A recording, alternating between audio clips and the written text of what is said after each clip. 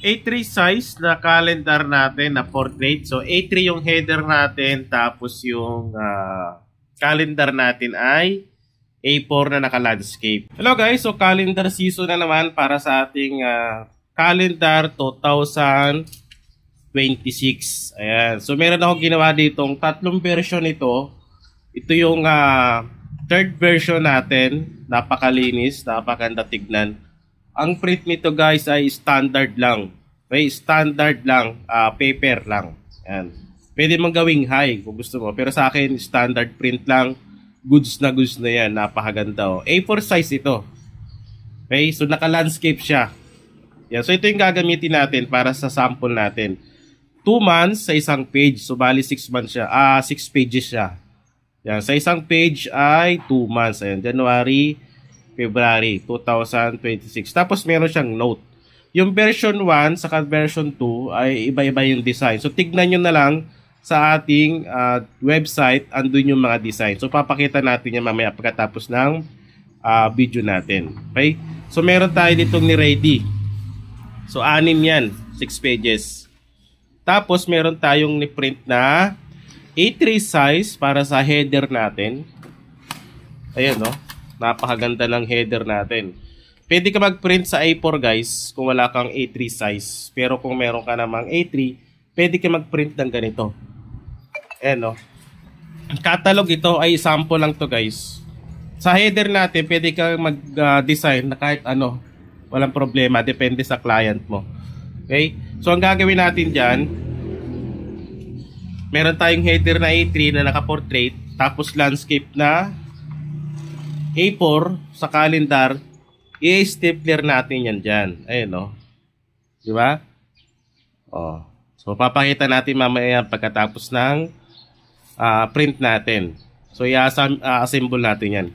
So, papakita ko lang yung aking malinis. Ayun, no? Napaganda, di ba? Simple lang yan, pero malinis yung pagkaka-detalye niyan. So, gagawa tayo ng calendar na portrait gamit itong A3 size. Kung walang A3, gumamit ka ng A4. Okay, so pagka-print natin, so ito yung A3 na print natin. Ayan. So malaki siya kasi A3 size siya na photo paper. Tapos yung ni-print natin na design na calendar para sa 2026. Ayan, January, February. Ayan, so pakita lang natin. March, April. So malinis yung pagkaka-design niya guys para talagang ano, pagka merong mag-order sa inyo, di ba? Ayan. So ito, sa mga bibili ng template, PDF na to guys, ready to print na ito. So bago mabilhin yung template natin, tignan mo muna lahat ng date kung tama para sigurado lang ba, di ba?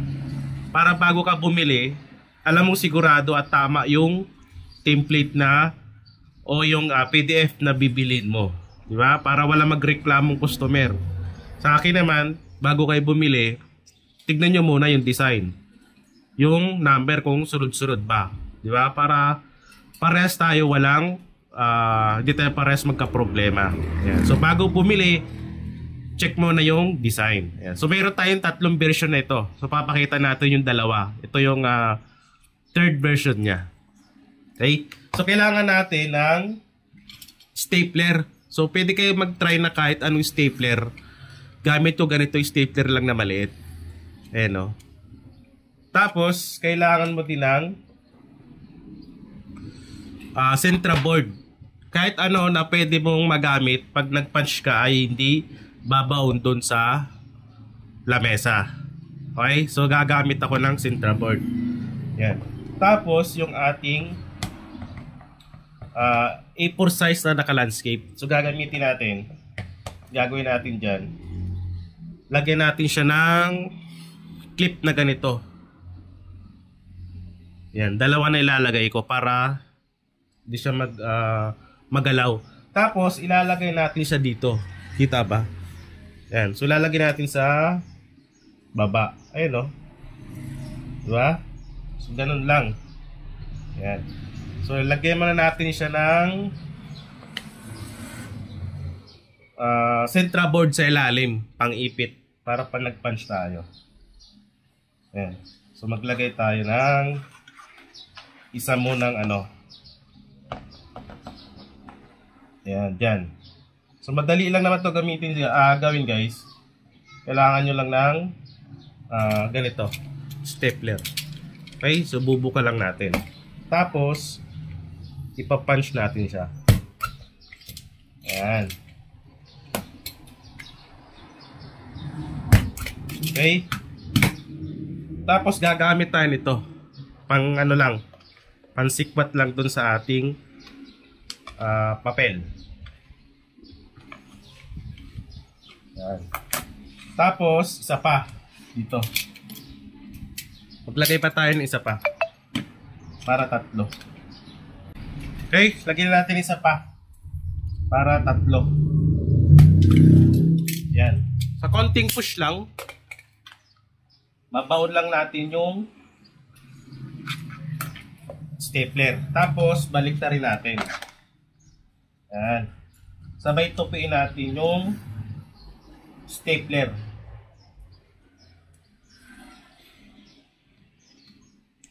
Yan. So kahit anong method naman pwede nyo gawin, ito ay idea lang, stapler, kasi may kanya-kanyang ano naman yan diskarte kung paano gumawa ng calendar. Ito ay idea sa mga nag-uumpisa pa lang. Yan. So tanggalin natin yung clip natin. Yan. So medyo tabingi pa Pero meron na tayong A3 size portrait. Tapos yung calendar natin na A4. Diba? Ganda. Ayan. So idea sa pricing, pwede siya ibenta ng 200 pesos. Ayan. So pag marami, 150. Pero pag isang piraso lang, 200 pesos guys. Pwede na yan. Ayan, diba? 200 pesos. Okay? So check nyo na lang yung sa website natin yung mga design ng calendar natin para sa 2026.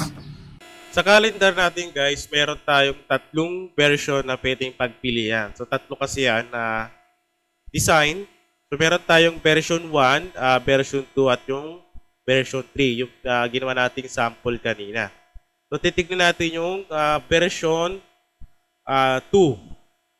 Yan. So ito yung version 2 guys. Kailangan pag bibili ka nito, babasahin mo muna yung details niya. So titignan mo muna yung numbering niya kung tama ba yung pagkasunod-sunod para sigurado ka na tama yung bibilin mo.